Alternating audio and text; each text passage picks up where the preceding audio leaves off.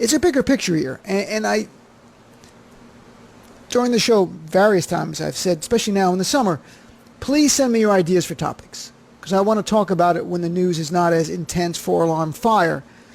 And tonight I want to talk about something that my friend Dave has emailed me continually about, and that about is, what is fascism? What is it really? Because we talk about these terms. We talk about autocracy, fascism, totalitarianism. What does this really mean academically when we're discussing it, so that we can be good emissaries in explaining it to our fellow Americans what it is? Because believe me, they become a jumble. And so I want to go through some of that. And before we go through it, and it's not going to be like it's not going to be like going to school, but a little bit like that. To get you in the right mindset, though, because I was watching a great documentary over the holiday weekend, and it's about 5 directors from Hollywood who left Hollywood during World War II to go work for the U.S. military and make films to show Americans. And yes, it was military propaganda, but it was based on reality. They used footage to explain to people in the series Why We Fight what was going on. And I want to play a few clips from the Why We Fight series. It was directed by Frank Capra. Frank Capra's name probably sounds familiar. He directed It's a Wonderful Life. He directed Mr. Smith Goes to Washington and other films. And some of the other directors who were in this 5 include John Huston, John Ford, and others, truly luminaries in the world of directing. And it's a really great documentary. It's on Netflix. And the directors they have contemporary talking about it include Francis Ford Coppola, Steven Spielberg, and it's really Paul Greengrass, like some great directors talking about it. I'm playing this just to get you in the mindset when we talk about what is fascism, what is it really, and what's going on in our country.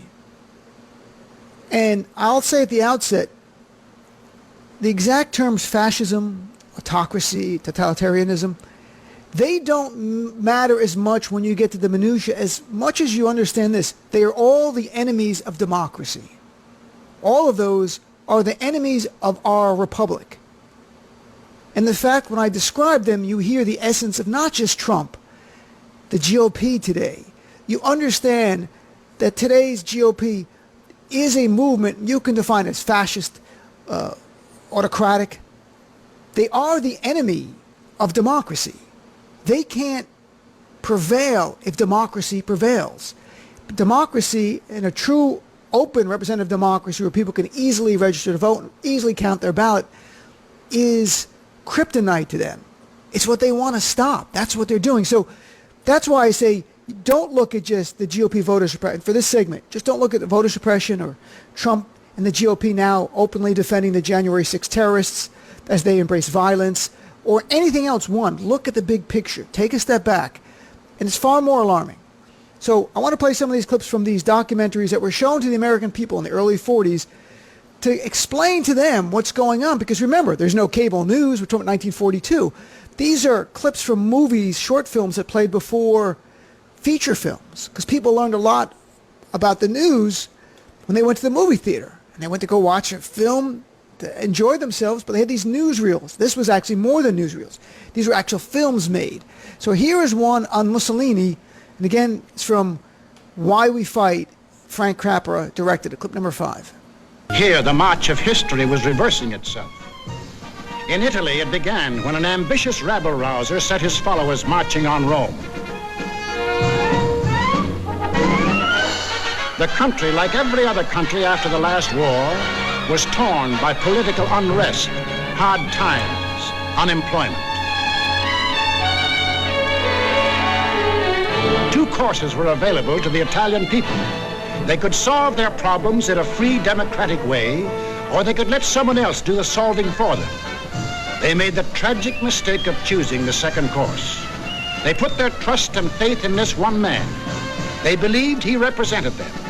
Actually, he planned to betray them for the selfish interests of himself and the group back of him, just as he had earlier betrayed those who first supported him. Interesting. A Mussolini, charismatic con man. Might sound familiar. Then here is their part on Hitler, clip number 6. In Germany, another and even more forceful demagogue set his followers marching from the Munich beer halls. He too had the sinister opportunity to take advantage of post-war chaos. The German army, and through them the people, had never acknowledged German defeat in the last war and were anxious for revenge. That too he promised them. The wealthy and powerful industrialists were fearful of losing any of their wealth and power and were ready to back anyone who would retain it for them.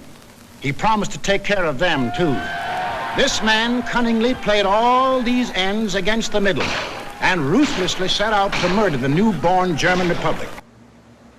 So a lot there that might sound familiar today. The beer hall was the coup attempt, the beer hall putsch of 1923. We've talked about that recently and how Hitler made the 16 Nazis killed in that coup attempt martyrs for the cause. And they had marches for them. They had tombs for them. You see Trump and Marjorie Taylor Greene and others on the right doing that now with Ashley Babbitt. They are taking a page from Hitler. They're taking a page from the fascist playbook. And so they're making Ashley Babbitt a martyr. They're using her. Trump killed her by radicalizing her and sending her there on January 6th. But that doesn't matter. She's being used. Expect to see more. Expect to see a tomb. Expect to see a march from Ashley Babbitt. Maybe monuments built for her. That's what they do. Also, you heard there that Hitler came to power and not acknowledging the loss in World War I of Germany. Similar to not acknowledging the loss in an election and vowing revenge. And then finally, this last part talks about these dictators looking funny. And what he means by that, when you see the images, they're over the top in their face, their facial gestures, they're theatrical. They are bigger than life. Again, might sound familiar. Here's clip number 7. And when we saw these men in the newsreels, quite often we laughed. To us, they looked like characters in a musical comedy.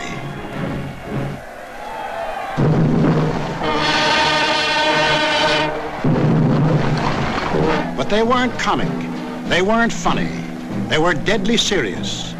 They were out for world conquest. And what made it doubly serious was that there were 70 million Japanese, 45 million Italians, and 80 million Germans, all hopped up with the same idea. Deutsches Volk hilft dir selbst. Jeder soll helfen. Their leaders told them that they were supermen. Herrenvolk, the Nazis called it. The master race, destined to rule all other peoples on earth. So that was played for the American people to understand the risk they were facing, to understand the danger they were facing, not to laugh these people off as buffoons, to understand who we were at war with, because these were made in 1942. We were at war December 7th, 1941. After Pearl Harbor were bombed by the Japanese, Germany and Italy declare war on us as well, because they're the Axis powers, all three. So that brings us a little bit more to the academic, because I wanted to play those to give you a sense of the history, because fascism really is associated with the regimes of Hitler and Mussolini, and even before that a little in World War I. But the labels don't matter as much as who they are and what they're doing. Just really briefly, so if people want to know academic definitions, totalitarianism is a form of government where the state's power is unlimited. It controls everything. Private, public life extends to everything. That's not what we're having here, and you might find that maybe in like North Korea or something. That's very rare. Authoritarian is more likely, it's more what you might see in Hungary or Turkey, in a way. Strong central government allows people a limited degree of public freedom, of political freedom, I should say. But there's really no checks and balances. And it's usually the power is held by one person, a dictator, an autocrat, or their group. And this illusion that there's political freedom, but in reality there's not. Fascism is a form of government, or even can be a movement. And the definition is so ambiguous, so amorphous. So I'll read experts and what they've said about it for you, because you can look it up in the dictionary and it's really like a word jumble, because people have a tough time defining it. It's not like communism or socialism where you can easily define. Fascism is different. Yale's famed historian Robert Paxton wrote a book in 1998 about fascism, which has become like the book. And he said you should look at the process, not cosmetic features like flags and uniforms, to understand fascism. There are stages of fascism. And there is not the simple definition, but the characteristics are the common characteristics are there. ultranationalism. That's a big part. The promise of a rebirth or a golden age, a return to a golden age to make your nation great again is a classic part of that. Doesn't mean you're a fascist because you say that. It's got to be more, but that's a big part of it. What fascists have done through time, and people like Paxson and Madeleine Albright in her great book, Fascism, A Warning, talk about, fascists are not trying to solve anything. They want to pit people against each other for their benefit. That's what they do. And they become cult-like in the passion of their supporters in ways that you're not used to seeing in a democracy. And this, what I'm reading to you, is all pre-Trump. This was not written for Trump. This is what fascists are about. That they're strongman leaders. They reject democracy. They're about power at all costs, acquiring and retaining it. Fascists view democracy. I'm reading right from, a lot of this is pre-Trump, pre-January 6th. Fascists view democracy and the electoral process as obsolete and unnecessary. They don't care about that for elections. They care about power. They want a one-party state, their party. Madeleine Albright in her book Fascism lays out this way, that fascists are invested in exacerbating problems within a society. They need to turn people against each other. They need anger. They reject the press. They reject institutional structures. No fascist leader, as they note, has ever been elected with a pure majority of the vote of their people. Not in Germany, not in Mussolini, not in the United States of America, but Donald Trump. Electoral College put him in. Violence, as Madeleine Albright notes, violence, she wrote, is a crucial element of fascism. Whatever else it is, fascism involves the endorsement and use of violence to achieve political goals and stay in power. It's a bully with an army. Some of the other traits, and there's a famous thing of these 14 traits of fascism, written by a man named Lawrence Britt. To be honest, I did some research on Lawrence Britt today. Nothing against him, but he's not a doctor like some people attribute. He is a retired businessman who wrote this in 2003, and it went viral. And I just say there's nothing wrong in what he said, because some of it matches up with the real experts, but critical thinking skills are important, even when us progressives get things. Look at who wrote it. Look at their pedigree. That gives them credibility or no credibility. And I say that as a lawyer because it's all I know. It's the way I was trained. If a witness is going to testify as an expert, then I'm going to look at that witness's, their education level, their experience. What have they done? What have they written? And if they have nothing like that, then they're not an expert. So Lawrence Britt is not an expert, just so it's clear, but he did write these 14 traits of fascism. I'm going to read the ones that are backed up by people like Robert Paxson and Madeleine Albright and others, because even though it might be popular among progressives, it doesn't make it academically correct. But he's not off the mark. I'm not going to read all 14. I want to read the ones that match up with the others. Again, hyper-nationalism, powerful and continuing nationalism. Fascist regimes tend to use patriotic mottos, slogans, symbols over and over. Obviously, make America great again, build a wall. Scapegoat, that plays right into what Madeleine Albright says. You need a scapegoat. In Germany, obviously, it was about making those who are not German the scapegoat. And if you were Jewish or if you were non-German as well. So you have to identify an enemy and rally people around that enemy. That's what's so important. Theatricality. Well, that really plays into what I played earlier with they look like clowns, but they're not. The real reason they look clownish is that they're actually over-the-top performers. Almost like kabuki, like it's way over the top. If you watch Trump, Mussolini, Hitler without the sound on, you might think it's funny. You might think they're playing a game. Turn the sound back on, it's not funny. It's not a game. They are very, very dangerous. And yes, they are cut from the same fascist cloth, those three. There's no doubt. Strongmen fascists, also they know about these strongmen that they always portray themselves, regardless if they are or not, very masculine, very strong. Use the term strong a lot. How many times has Trump used that? Mussolini and Hitler, very much, their models of leadership came from officers in the military. They wanted to look tough at all times. Obsession with crime and punishment, that's part of it. This one I found really intriguing. and again, this was written years before Trump, fraudulent elections. Fraudulent elections. The idea that they will either make an election a sham and say they won, or they will use smear campaigns against their opponent and claim there was fraud and they didn't win. Again, that is written years before Trump. It's not that we're looking at this and painting Trump with it now. It's Trump checks these boxes because that's who he is. And the GOP is embracing this. You know, you've got another factor here, the glorification of violence. Fascists such as Mussolini use violence to achieve political goals, to intimidate enemies. Obviously, Hitler did the same. Another part is the purging of those in your party who are not loyal. Hitler had the famous Night of the Long Knives, where they really literally killed those, in his view, were either a threat to him or not loyal to him. Gone. We see that with the GOP.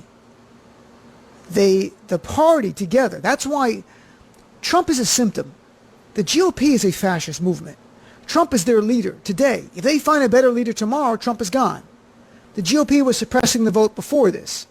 Before Trump ever slithered down that escalator, 2015, experts were documenting the GOP's descent into rejecting democratic norms, into embracing autocratic type activities where suppressing the vote, not allowing Merrick Garland's nomination to be confirmed or even having a hearing. And states the same thing. Whatever they could do to retain and acquire power, they would. So you might hear the term now, neo-fascist. What is that? Neo-fascist describes governments, individuals, movements today that are far right, that are similar to the World War II fascist states. So technically, if you really want to get into it, the GOP is a neo-fascist movement, if you really want to say that. It doesn't matter. Fascist, autocratic, totalitarianism, they are all the enemies of democracy. They are all the enemies of this republic. They are the enemies of what the framers wrote for this nation and what we want as a nation today, apart from the framers. A vibrant, robust democracy where the ideas are shared, people can vote freely and fairly and pick their leaders. That's not what the GOP wants. And I find it really interesting this. Robert Paxton, the guy I mentioned, famous guy, Columbia University, wrote a book in the 1990s. He wrote articles, and I happened to see them. I went and looked at some of these articles today in researching this from pre-January 6th, when Trump was running, and even while he was president. And Paxton and others kept refusing to use the term fascist to describe Donald Trump or the GOP until January 6th. Then Robert Paxton, the Columbia historian, expert on fascism, wrote, in the days after January 6th, I've been reluctant to use the F word, fascist, for Trumpism, but January 6th use of violence against democratic institution crosses the red line. This is what we're living with. This is what we're dealing with. Ruth Ben-Ghiad, who's coming on at 7 o'clock today, live, and if you have questions for her, tell me about autocracies, fascists, and stuff. I'm happy to ask her after we take calls. In her Washington Post op-ed yesterday, and I just tweeted it out, she put it this way, very interesting new term, electoral autocracy. Electoral autocracy, which she defines as a system in which the voting process is manipulated so the ruling party can remain continuously in office regardless of the actual results. That's what the GOP is doing. It is an electoral autocracy. They want it to be manipulating the system so that through grotesque gerrymandering, which might be the biggest threat to our nation, grotesque gerrymandering to make it harder to vote, to, like in Georgia, Arizona, now Texas, easier to overturn the election when it's over. After all, we did all the work, everything we needed to do. The audits that are going on now in Arizona, and they're about to expand to Pennsylvania, it looks like, in Wisconsin, Michigan, Georgia, to certain extents, are also part of this movement. They are part of electoral autocracy. They're part of fascism. Again, it's not the term that matters. It's not fascism, autocracy, electoral autocracy. Understand that all of Trumpism, before Trump and with Trump and today, its enemy is democracy. Trumpism cannot coexist with democracy. And I mean a real democracy where you can openly vote. You can easily register to vote. You can easily cast your ballot. They don't exist. They're not compatible. That's where we are as a nation. And what I don't get in all of this, because I'm not a genius, I just read a lot. I like reading. I love history. I read a lot about history. But I'm not a genius. There are Democrats in Congress who are really smart people, who understand what we're dealing with. They understand we are dealing with a party that has embraced terrorism, that has embraced violence, that has followed and checked every box in the fascist checklist, that is rejecting democracy, that wants power at all and any costs, from voter suppression to criminalizing protests, which they've done in Oklahoma and Florida, to even overturning elections once they've lost. And where is the fierce urgency of now from our Democratic leaders? Where are they standing up and pounding the table on this? And they're fighting, they're behind the scenes, and talk to Senator Sherrod Brown, who I think the world of, saying, we're behind the scenes, we think we're going to get a compromise. He actually said, I think we might get a compromise with Manchin and Sinema on the filibuster for voting rights. So there might be something we don't know about. Because For the People Act is the antidote for this. And that would be great. If that happens, we'll all cheer. They didn't need to scream. They didn't need to yell. They achieved that. We'll see. I'm not 100% confident in that, but I would love to see that happen. But here's where we are. What is your reaction to this? What's your reaction to hearing what I laid out, and it's almost all written way before Trump, what fascism is? That's why I played the clips from World War II, so you can hear that no one is making this up. No one is being over the top or not being hyperbolic.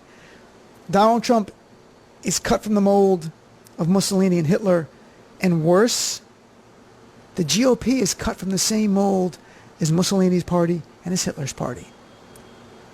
And that's what we're dealing with. And there are no good Republicans speaking out except for a handful. And what happens when they speak out? Just like with Hitler. They get purged. They get destroyed. They get primaried. At least it's not violent against them, but they do get death threats. So if Trumpism can go its full course the way it wants to go, it will use violence to get what it wants. There's no disputing that. Trump is defending the terrorists. Marjorie Taylor Greene, Paul Gosar, and other members of Congress are defending the January 6th terrorists now by name, demanding to know why the terrorists are in prison, because they're on their side. They want their military wing released. They need them for 2022. When Ruth Ben-Ghiat comes on at the top of the hour, her article in the Washington Post is so eye-opening, it's alarming. So I'm not fatalistic. I'm not like, well, this is our future. Democracy's over. What do we do? For the People Act would do a lot. Putting Donald Trump in prison would do a lot. What do you think? What are your ideas? What should Democrats be doing? We can't control them.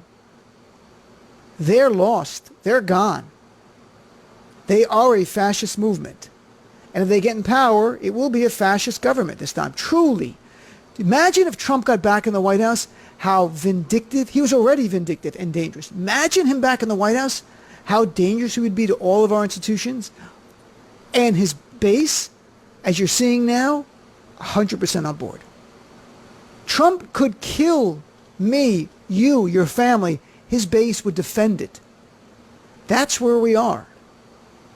And I don't know what more I can do, because I'm almost at the point where if Democrats are not going to yell and scream about this, that it's almost gaslighting me. I'm like, well, maybe things aren't that bad. Maybe the water's not that warm. Maybe it's not really boiling.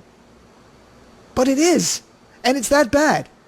And now is the time to deal with it before the 2022 election, and before, God forbid, or whatever you believe in forbid, Trump gets back in office. I'm not kidding. If he wins in 2024 and gets sworn in, who knows how dangerous, unhinged things become in this country. And I think then you really look at more of the documentaries of Mussolini and Hitler to get a sense. because that's where it's going, much more so than Viktor Orban in Hungary, because they're not really using violence like this. Trumpism is going old school fascism. They're using violence. They're embracing violence. They're defending their violence by saying, what about Black Lives Matter? Whenever you hear them go, what about Black Lives Matter? What they're saying is, hey, you were violent. It's okay if we're violent too. They're embracing the violence. When only 71% of Republicans in a poll after January 6th said the attack was unjustified, that was alarming. When a new poll 3 weeks ago says now only 57% of Republicans think the attack is unjustified, it's beyond alarming. Their red flags are waving. They're going to make a history documentary about what we're living through, and some radio host in the future, 20 years from now, is going to be on air like I am, talking about how did they miss it? How did they not see where this was going? That's what I don't get. Joking about voting is fine. I get it. But Democrats in one voice should make this issue voting. They should be getting out there and talking about it. And I think in that, talking about the threat that Trumpism is to this nation. Because think about it. We follow politics closely. Everyone listening, even if you're on the right, you follow politics more than the average person. Because you're listening to this show, you read a lot. The average person, they get things here or there. Trump lost. They're living their life. Biden's president. Things are pretty good. If not good, whatever it is. They're not following the detail, the minutia. But if Joe Biden, the Democrats, were out there going, look what Trumpism is. This is fascism. This is like 1930s, 1940s Europe. Or updating the language into a different way. Going, what the GOP is a threat to our democracy. And that we need to protect the right to vote or we're going to lose our democracy. And they started saying that over and over and over, the same way the right says critical race theory 100 times a day, it would break through and more Americans would hear this. Those in the middle, those not following things, and go like, what is going on? And maybe they would look at what the GOP is doing going, wow, that really is dangerous. That's not what I believe America should stand for. And we make it 2022 not a referendum on Joe Biden, not a referendum on Trump, but a referendum on our democracy, on our republic. Do you want it to remain a constitutional republic, or do you want it to become a Trumpist fascist land? That's what you want. The GOP does not believe in our democracy. It is bullshit to think they do. Everything they're telling you what they're going to do. They're telling they want to overturn the elections. They're passing laws. They're stripping Secretary of States in Arizona and Georgia of the ability to protect the vote because they want to control it. They want to flip it for partisan reasons. This is unlike anything any of us have seen because it's never happened. We've never seen this. So here's where we are. What do you think? You're my guest right at the top of the hour, and then Ruth Ben-Ghiat's going to join us at the top of the hour live. So if you have questions for an authoritarian expert, we're making the first half of the show about this issue on a deep dive. I think it's important we're all on the same page where we are right now as a nation. 866-997-4748. Give me a call. Be right back. Dean Obeidallah Show on SiriusXM Progress 127.